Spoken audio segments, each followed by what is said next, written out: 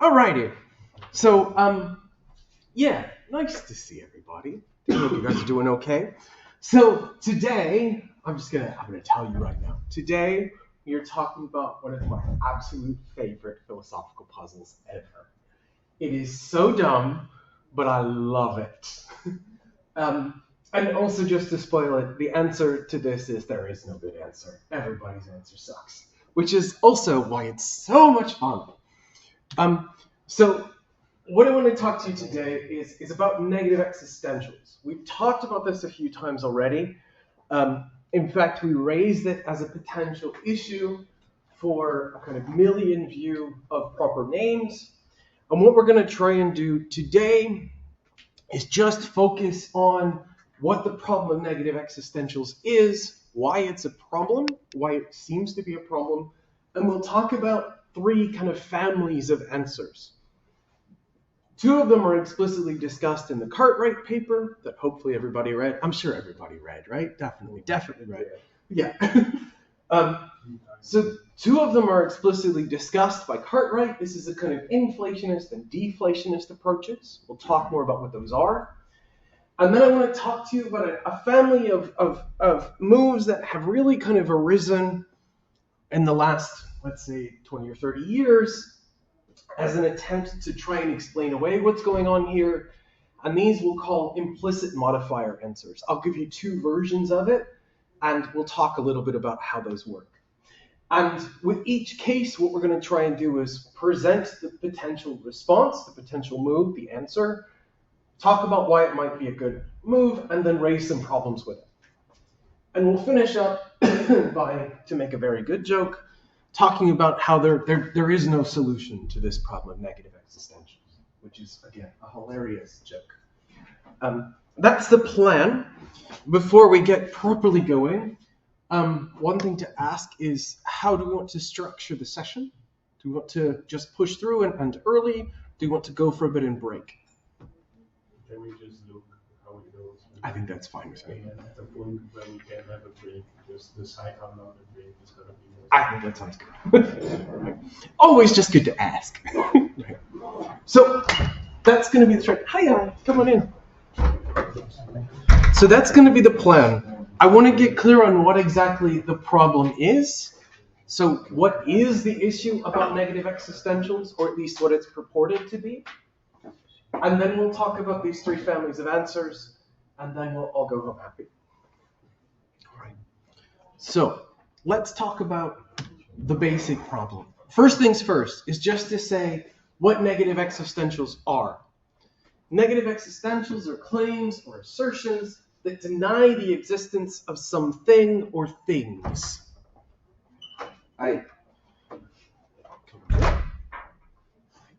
So we have two different types of negative existentials that Cartwright distinguishes. The literature on this stuff doesn't really pick up this difference too much, but we can talk about both kinds. So there are singular negative existentials. We say something like, Charlie doesn't exist. Are people familiar with Charlie the Unicorn? That's probably way before your time, right? After the class, go and look up Charlie the Unicorn on YouTube. It's hilarious. Very good. In fact, I was half tempted to play it, but I won't. Right? Because I realized there's some bad stuff in there. Right. So we can have singular existentials, which is where we talk about a particular individual and we say this individual doesn't exist, right? So we use a singular term, a name, and we say that thing isn't. There is no such individual as Charlie. Contrast that with general existentials. This is where we have something like a type or a kind, and we say there is no such thing as this type or kind. Unicorns don't exist. Chimeras don't exist. One of the ones that Cartwright talks about is carnivorous cows don't exist. So in this case, we're not saying there's no particular individual, we're saying that there's no kind, or there's no type, or that this type isn't satisfied, or something like this.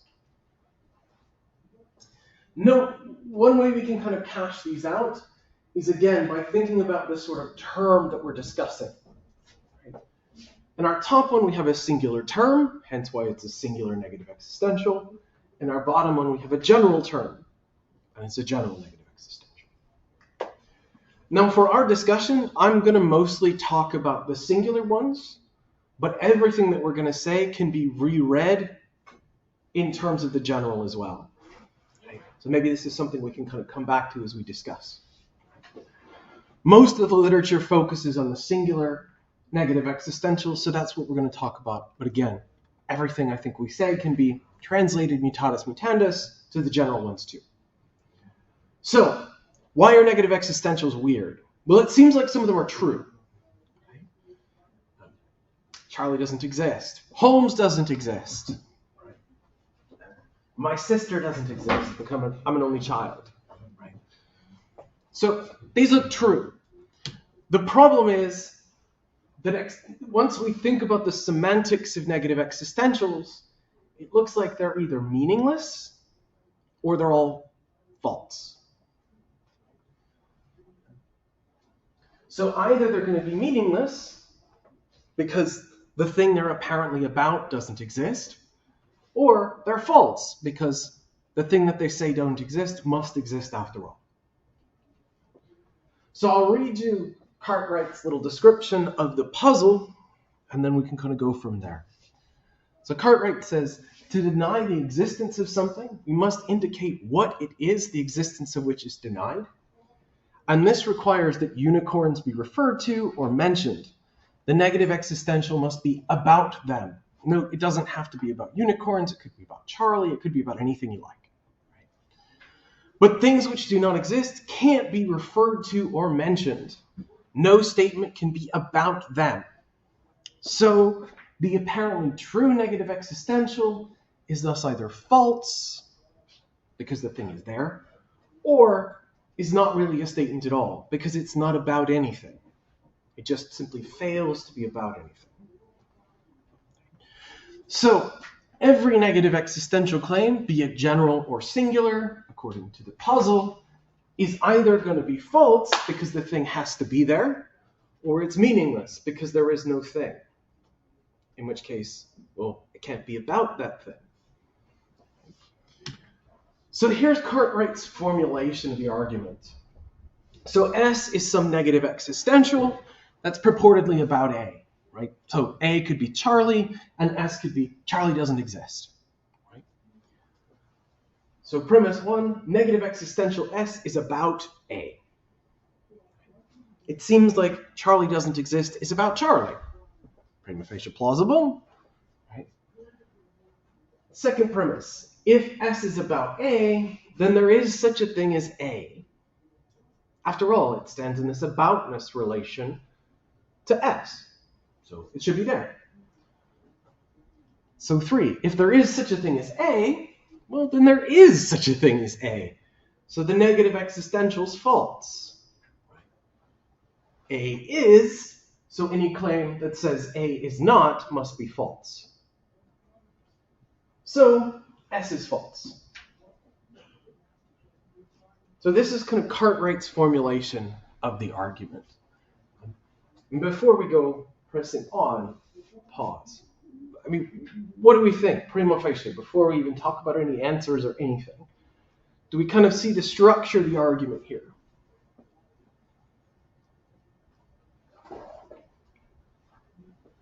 Note that at least it's valid. For all the rest of it's worth, right? It's valid. That's nice.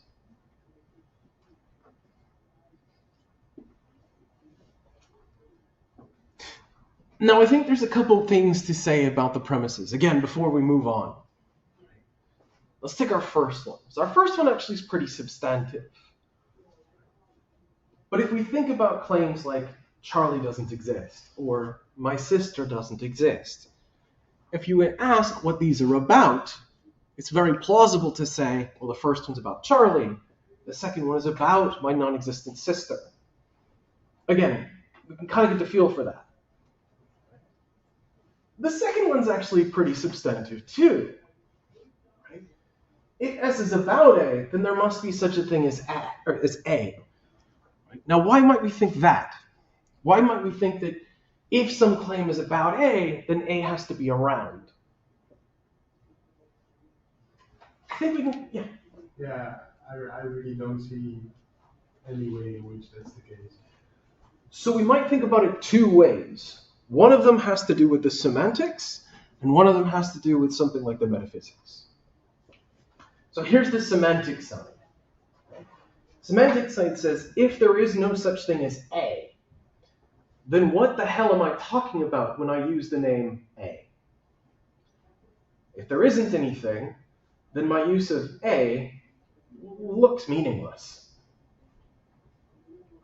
So that's one kind of argument for two. Right? Here's the other argument for two, and this is something I alluded to. Right? Well, look, my use of A picks up something, whatever the hell it is. Right? But if I say that S is about A, I'm saying that there are two things. I'm saying there's some sentence S, and then there's going to be, let's call it an aboutness relation. And S stands in the aboutness relation to some object A. And here's the kicker. We're going to assume a principle. It's basically, if you stand in a relation, you gotta exist. We'll call it a being constraint. If you are some way, you must be. Another way to put it, to be some way, one has to be. So if it's standing in an aboutness relation, A is going to be there. That's the kind of metaphysical motivation. Now, we might respond to that, right? But those are, I think, kind of two lurking motivations for two. In fact, we'll talk just a second about another way to kind of get an argument for this that I think maybe dodges some of the worries here. But yeah, before again, we kind of get the feel for the structure. And I think doubting two is sensible to me. But maybe the other thing to ask is do we see also why 3 is going to follow? 3 doesn't really look like it's contestable. Because remember, S says A doesn't exist. So if there is such a thing as A, then S has got to be false, or at least prima facie false. So the challenge, the puzzle, in some way, is to say what's wrong with this argument. And as we've already sort of hinted, the big move is probably going to be to attack 1 or 2. 3 isn't really something we can much debate. 4 is the conclusion, so cool, that's not really it. It's probably going to be one of these 2. Okay. Now there's another way we can formulate the argument. And I kind of like this other way to formulate it better. So here's a variant kind of nonsensical formulation. And we'll put it in a weird way, but we'll have to see why. So premise 1, if A were not, then we wouldn't be talking about anything when we use the name A. Right? Uses of A would be meaningless. No, uses of A would be meaningless. And our second premise, if A is meaningless, then sentences that involve uses of A must also be meaningless. So the upshot then is, if A doesn't exist is true, it must be meaningless. But that's not right.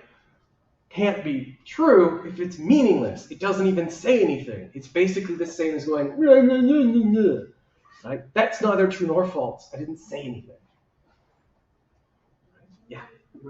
Yeah, maybe that's the part I don't see. Like something can be true but meaningless, right? Because if I would say to my partner, yeah, I love you, like that isn't verifiable. So that's it.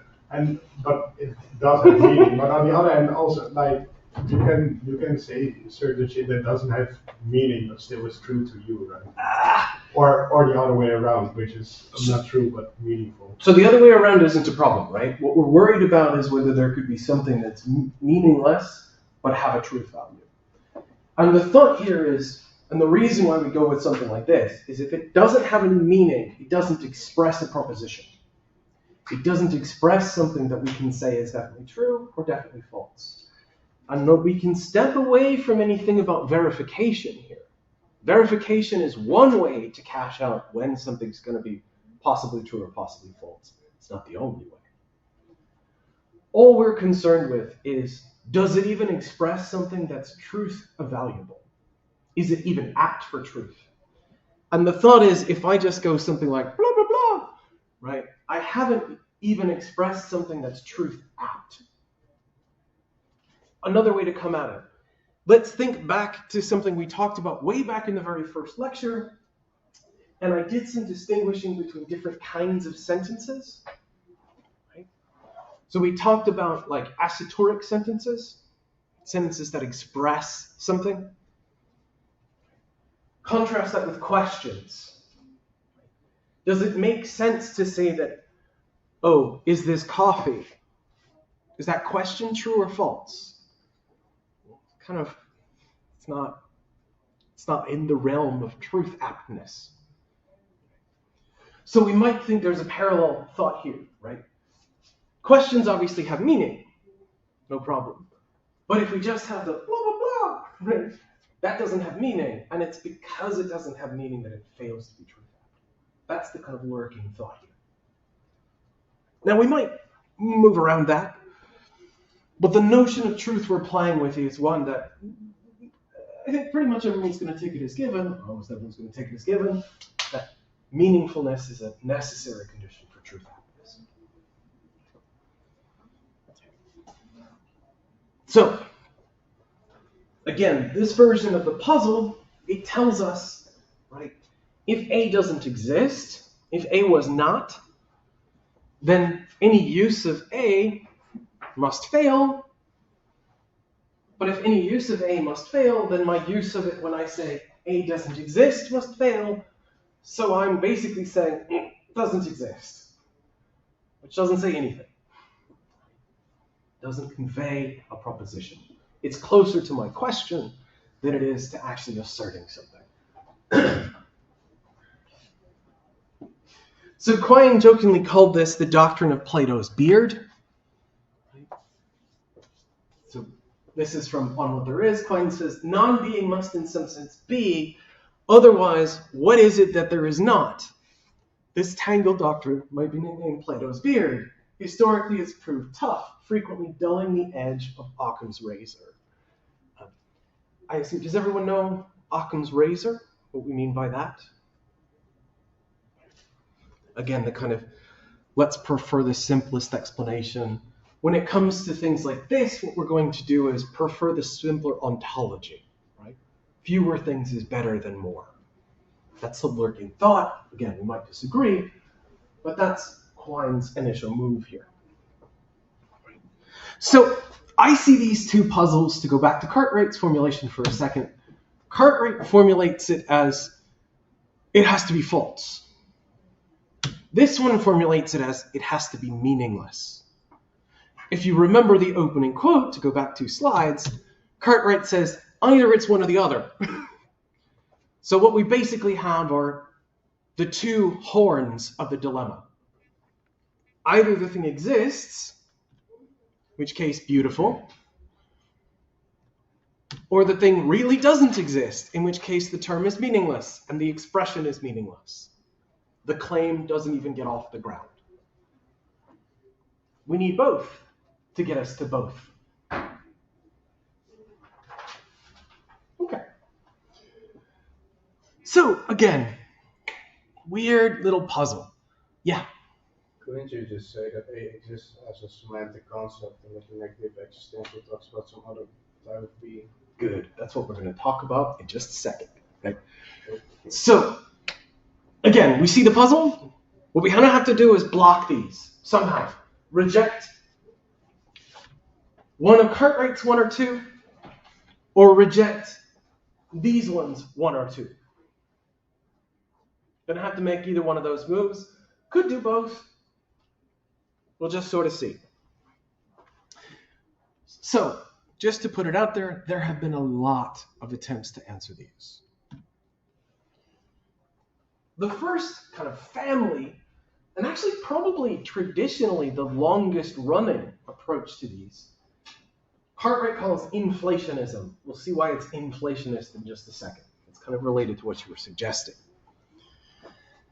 The inflationist says the argument messes up.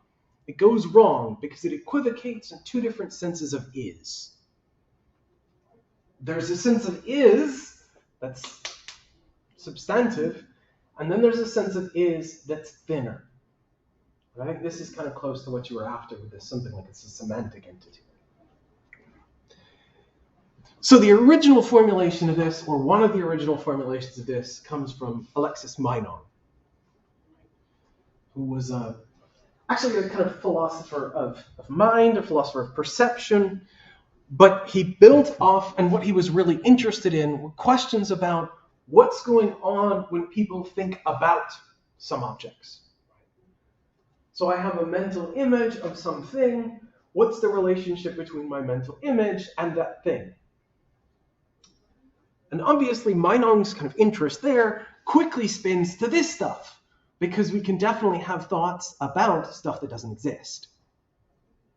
One that we'll talk about in a few minutes is the Greeks worship Zeus. So it seems to be that they had thoughts about some entity Zeus, but Zeus is not. So Meinong's suggestion and the typical inflationist move is we're going to distinguish between something like being and existence. So being is thin. It's very easy. Everything, absolutely everything, has being. Any possible object of thought has being.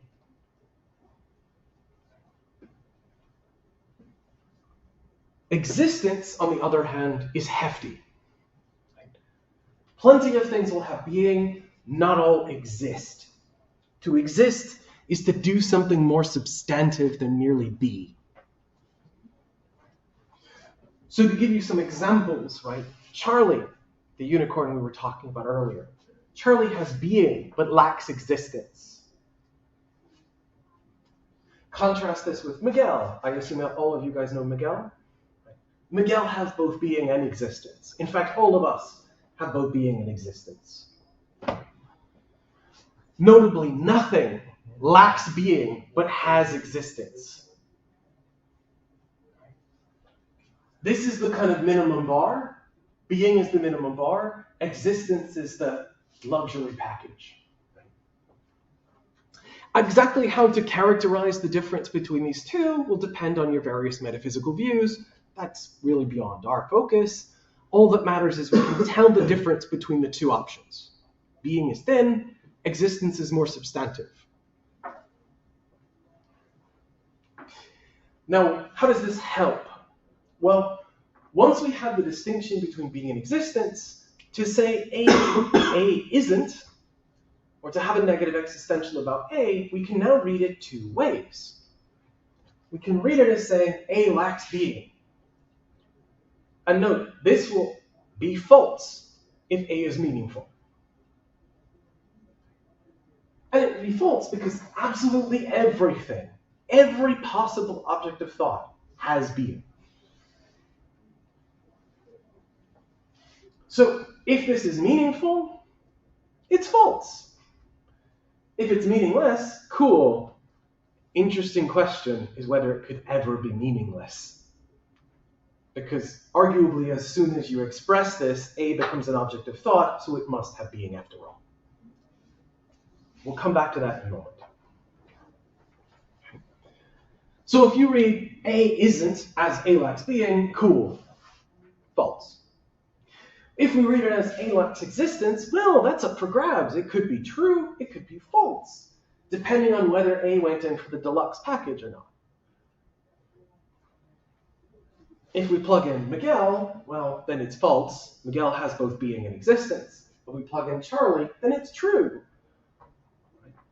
But that's fine, because Charlie doesn't have, say, a spatial temporal location. He's a mere semantic postulate, or something like this. So that's a kind of inflationist answer. And again, there'll be lots of variations on this. Often it will turn on exactly how we understand the difference between being and existence and how we want to characterize this. But the underlying thought, I think, is there. Okay. Clear on inflationism as a move? Yeah. Could you maybe explain what exactly is meant when something is designated as to be meaningful? Yeah, good. So exactly how to understand this, I mean, this is sort of one of the issues we've been dealing with throughout the semester. Exactly how we're going to read this will depend on how we think singular terms work, how we think general terms work. If we're, say, millions of direct reference theorists like Kripke, then to be meaningful just is for the term to refer to some object. If we're Phrygians, it's to have a sense. Hence why very likely everyone's going to be meaningful. If you're an inflationist, you're probably going to go with something like a Phrygian view that also beautifully collapses into a direct reference view. Because whenever there is no existence object, the sense just picks out the being. Okay. Again, the contrast is basically a genuine name versus when I go blah, blah, blah. That's what I'm really after. Any kind of semantic content versus nothing. Okay, thanks. No, good. Okay. Clear about inflationism, the general idea. Okay. So, the inflationists basically diagnose the issue by saying negative existentials, right, the good ones are just that. They're negative existentials. That's denying the existence of the thing. The bad ones, and the problem only comes up when we mistakenly read them as denials of being. But don't read them as denials of being. That was why you were getting into the problem.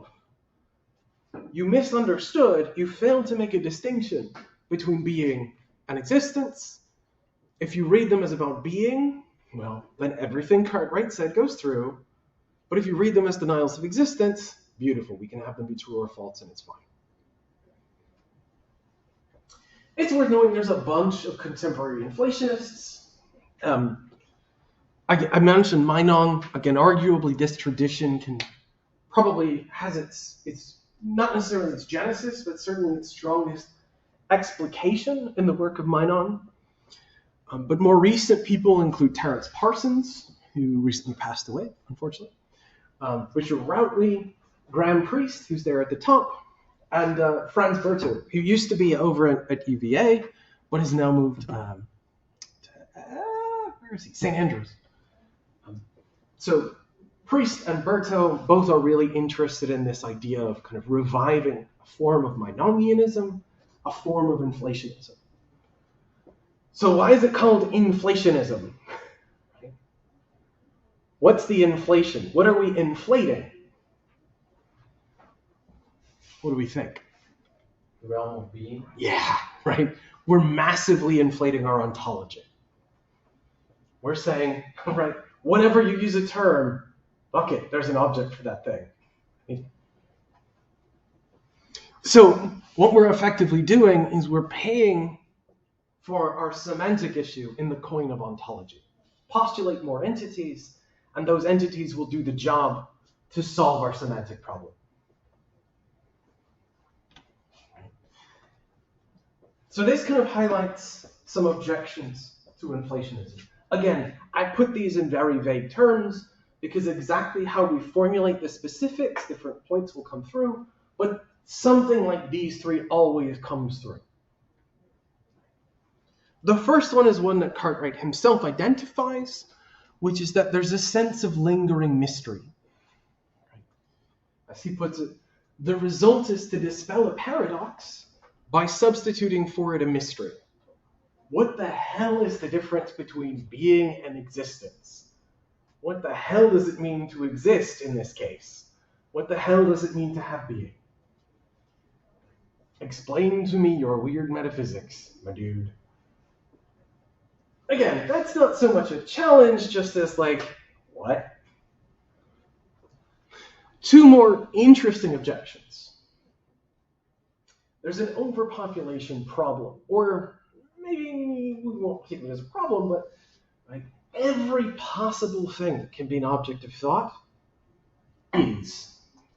Note that this includes contradictory things like the round square. In fact, it will include an infinite different variety of round squares, one for each one of us and every time we think about it in slightly different ways. Mine has got a slightly crimson hue to it. What color does yours have? Again, slightly silly, but note, this thing must be round, it must be square. In my case, it's going to be crimson, and it has being. It is, which is weird. And now, note, both of those first two are just like, this is a weird view. The third one is a genuine problem. The third one is, it looks like even by their own lights, this kind of inflationist is going to run into some issues. For example, here's an object that's a possible object of thought. The existing Golden Mountain. Now, again, we can call it Dave if you want. Doesn't really matter. Right? The existing Golden Mountain has three properties in my way of thinking about it. It's a mountain, it's made entirely of gold, and it exists. Now that's a problem. Because if that's a legitimate object of thought, then it can't just have being. For if it has being, it must also have existence. Because the way I've described it is as having existence. So if it even gets in the door to being, it must also get into the door of existence. But here's the problem. There ain't no existing Golden Mountain. Yeah. It can be false, right? Good. So here's the trick. If it it can't be false if we're reading this as merely just having being. Again, to go back. The move is, if we read X doesn't exist as X lacks being, it's never false. Or rather, the negative existential is false. The thing must be. If we mean existence, cool, that's up for grabs. But what I was trying to do, and what the problem case does, to be very clear, is it packs in the property of existence into the very nature of the thing. So, drop existing for a second. Consider the object of thought that is the Golden Mountain. That's one thing. Consider a different object of thought. The Golden Mountain that has existence. In order to be the object of thought it is, it's got to have the property of existing. But if it has the property of existing, it's out there somewhere. And now we have a problem. So it's a contradiction. And it's not just a happy kind of fun contradiction about like there's this weird object somewhere in the realm of being. This thing has to exist. And it has to exist because we baked existing into the way we're describing it. If it is the thing that I am thinking of, then it must exist. And you told me merely by thinking of it, it has being. So its being means it exists. Oh, crap. Yeah. Can't you argue that the existing Golden Mountain cannot be an object of thought? Good. So now we have a negative existential. The existing Golden Mountain doesn't exist. It needs to be meaningful, and we need it to be true. But remember, the whole move was that I should be able to make it true or false if I read it this way, but it's always going to be false. So if we go this route, the suggested option, this isn't even an object of thought, then any negative existential featuring that name or description or however singular term you want to talk about must be meaningless or false. And we're right back into the problem. So, again, do we see the trick? It's a heinous move, but it's beautiful. the inflationist tries to say, okay, we're going to mark a distinction between something like the thin notion of being and the thick notion of existence. And what we can then do is use terms in such a way, especially note, this is a definite description. So we use terms in such a way that it forces us to pick out an object of thought that has to have the thick notion. And as soon as we do that, they do not have the recourse to use this sort of equivocation treatment they did with the version of the problem initially. It's down and dirty, but it is beautiful. Again, do we see it? No, there are lots of moves to make here. But again, what I want to do is just to make sure that we have a grip on the general option of the story and the problems that come up. So far, so good? So the inflationist tries to solve the semantic problem by giving us more ontology. The other way to go is a deflationist move. And just to say now, deflationism is the kind of de facto favored option amongst people who try and treat this puzzle. An underlying assumption of deflationism is that existence is univocal and universal. So what we mean by that is there's no kind of degrees of being, there's no distinguishing between being and existence or anything like that. Everything all exists in the same way, shape, or form. If you are in it, you exist.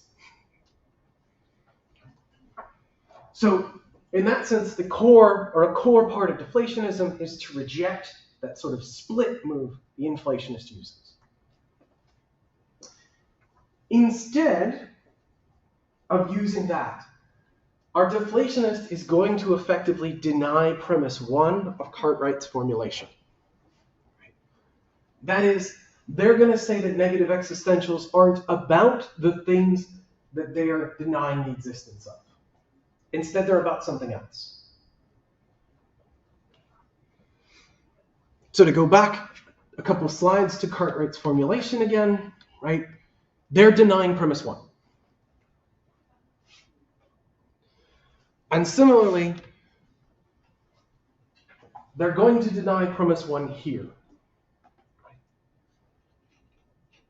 We can still talk about something. It's just, in this case, we're using A to help us talk about something else. A doesn't perform the function of a singular term when we use it in a negative existential. It does something different. So, there are lots and lots and lots of different deflationist approaches. But the core to it, again, is to say existence is univocal and universal, and that negative existentials are about something else. We have to tell a semantic story to make sense of what's going on here. The key challenge is to make A doesn't exist, not about A. And the forms of deflationism differ by how they meet this challenge. I'm going to talk to you about 2. They're the most influential, the ones that tend to get bandied about the most. Okay? So the 2 most popular versions of deflationism read the apparent use of singular terms as something else. Probably the most famous one is the descriptivist approach. Right? This is just using Russell. This is the option that Quine prefers. This is actually even something we talked about. Right? This is how Russell told us to make sense of negative existentials. Negative existentials aren't about individuals. In fact, there is no name here. It's just about propositional functions. That is, it's about fucking quantifiers. Remember we talked about quantifier expressions with Russell?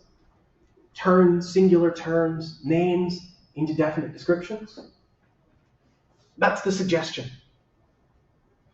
Charlie doesn't exist is really just saying it's not the case that there's at least one thing that Charlie-izes and at most one thing that Charlie-izes. There is no such thing. Note exactly how we catch out this description will depend upon how we build in the predicates, but you can see the basic form here.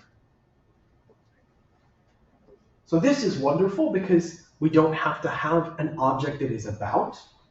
We just need to have a quantifier that's operating on some predicates, and that's no problem. Even if the predicates are empty, that's no problem at all. So this sort of Russell-Quine view is one way to go.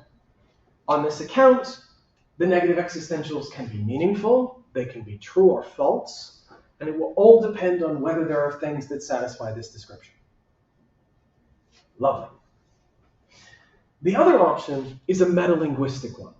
So this comes back to something we talked way back about, use versus mention.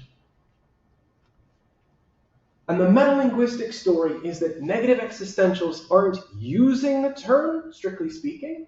They're talking about the term.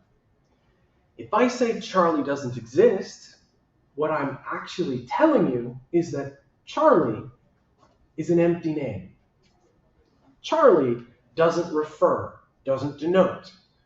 I'm talking about a bit of language, not about an object. Yeah, Charlie. Charlie doesn't surf. No. Right. Again, do we see the move? So the nice thing is, of course, Charlie doesn't refer is perfectly fine. I don't even need to use the name Charlie. In fact, I can't use the name Charlie if that's what I mean. So this kind of move lets the first bit go through. And it just says, oh, no, right? You thought this was about the thing that the term is used for. It's actually just about the term itself. So Charlie doesn't exist. The name Charlie doesn't denote or refer to anything. Unicorns don't exist. The predicate is a unicorn, has an empty extension, or doesn't pick out a property, however you want to read this. So both of these two, what they do, instead of inflating the ontology, they deflate the ontology. They do still inflate something. What is it they're inflating? So it's not going to be our ontology. It's going to be our semantics. In both of these cases, they have to tell really heavy-duty stories about what's going on underneath some fairly simple English sentences. When a little kid says Santa doesn't exist, according to the metalinguistic view, for example, they're saying something pretty high level about the nature of referring and non-referring terms. Okay. Again, do we see the two kind of moves here? The same basic structure for both of these. We're just reinterpreting the sentences in some way, so they're not just straightforward singular terms. Both of them face issues. So I'll talk a little bit about one by one. The problems that come up for one, similar versions will come up for the other as well. But take the Russell-Quine one, the broad descriptivist one. Now, one issue with this is you either have to go full-blown descriptivist, that is, every would-be proper name needs to be reread as a definite description, or you don't. If you go full-blown descriptivist, every name gets replaced as a definite description. Cool, lovely, you just walk straight into Kripke's objections to descriptivism. If we thought those had any punch before, well, cool, there's a problem here. On the flip side, if you don't go full-blown, you think that most of the time we can get away with eliminating names with definite descriptions, but sometimes we need proper singular terms. This is Russell's own view. Well, the problem is we can just run the version of the problem using whatever you think are genuinely proper names. So either you go all in which case, lovely, but problem, or you don't go all in which case you haven't actually solved the problem yet. You just moved the bubble in the carpet. Another kind of problem here is if you remember Strawson's objection to Russell, we talked about this a while ago.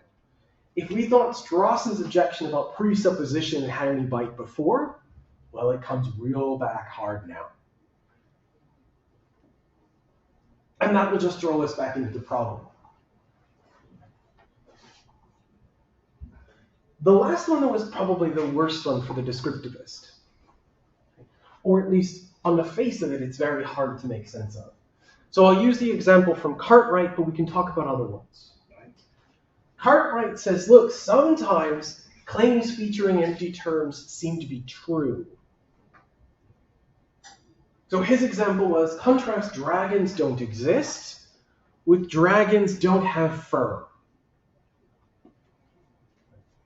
He says, denying the latter displays an ignorance of mythology as pathetic as the ignorance of natural history involved in denying the former.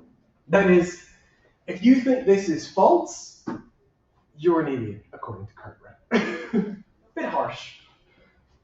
And if you don't like that example, again, we can replace it, right? Charlie doesn't exist with Charlie has a horn. Or Charlie loses his kidney at the end of the story. Right? Again, if you haven't seen the film, it doesn't make sense, but that's fine. These seem true. And it's very hard to make sense of how these could be true if what we're going to do is always read it as this empty, definite description. We need a story to tell.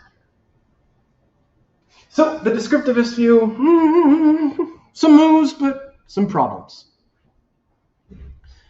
How about the metalinguistic one?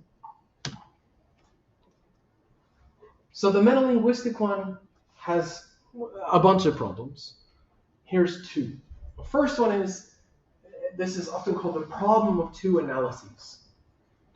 That is, it needs to tell a radically different story when negative existentials are true and when they're false. So take, for example, Mira doesn't exist. Mira is my dog. In this case, it looks like it is about Mira, and it's false, because Mira exists. She's at home. Right? She's very happy to make her presence known. So that looks like it's going to involve a singular term. And it doesn't involve any kind of metalinguistic assent. It's about Mira. Contrast that with Charlie doesn't exist. Oh, because Charlie doesn't exist, that means suddenly I have to pull some weird semantic assent. It looks like what I'm actually expressing depends upon whether the sentence is true or false. And I need to have a different semantics depending on the truth value of the sentence that I'm talking about. And that is repugnant. That is completely ad hoc. And a similar kind of thing occurs when we think about problems like the one we just had with the descriptivist, right? Charlie the unicorn has one horn. That seems true, or at least something like it seems true. And this doesn't seem to be about the term. It's hard to figure out how to use metalinguistic assent to help me here. Charlie doesn't exist. Cool. Okay, that's about the name, right? That's not about whatever the name's supposed to be about. I'm not using the name here, so what's going on with these cases? Again, it looks like we have to tell a very weird ad hoc, disjunctive semantic story. Not so good. The other kind of fun problem for metalinguistic stuff has to do with indirect discourse. And a little bit about translation. So take the Greeks believed that Zeus exists, or existed. And obviously when I say the Greeks, we mean, let's say the ancient Greeks. Thank you. I presume that the current Greeks don't believe in Zeus anymore, but what do I know? Right? The ancient Greeks believed that Zeus exists. What is it that the ancient Greeks believed? So there's some proposition that they believe, right? the that clause tells us that Zeus exists. Well, on this metalinguistic story, the most straightforward thing is that Zeus refers to something. That's fucking weird. Why would they have beliefs about English? They shouldn't have beliefs about my use of English, or how people several thousand years later would use English. They should presumably have beliefs about some relevantly related Greek term. But here's the trick. How do we figure out which term it is that they were talking about? The most plausible reading would be to say something like, the Greeks believed that some name with the same referent as Zeus has being. But we can't say that. Why can't we say that? What's wrong with reading it this way? Zeus doesn't have a reference. Yeah! The whole point of going metalinguistic is to say there's no referent here. So this wouldn't get us the right term. In fact, there doesn't really seem to be a very good way to help us figure out what term they would be talking about that also will map onto what we mean. And note, why is this a problem for the metalinguistic move? Because all they're ever talking about is bits of language. And if they're talking about bits of language, then which language it's a part of matters. You can't go through it to something behind it, because as soon as you go through it to something behind it, you're no longer dealing with just the term. But the whole story was supposed to be just dealing with the term. Okay, so problems abound. Our inflationist has a lovely story, but runs into some oddities with their metaphysics. Our deflationist has two lovely stories, but runs into problems with the basic semantics. The bubbles in the carpet just seem to be moved to new and fun places. So I want to quickly talk about another family of options that have arisen recently. And these ones, I should ask, how are people doing? How are we doing in terms of... I would like a break. Yeah, at least a small one. Okay, why don't we take like a 5-minute break? Yeah, that's totally fine. Because there's not a hell of a lot more left. Yeah, 5 minutes is fine. Maybe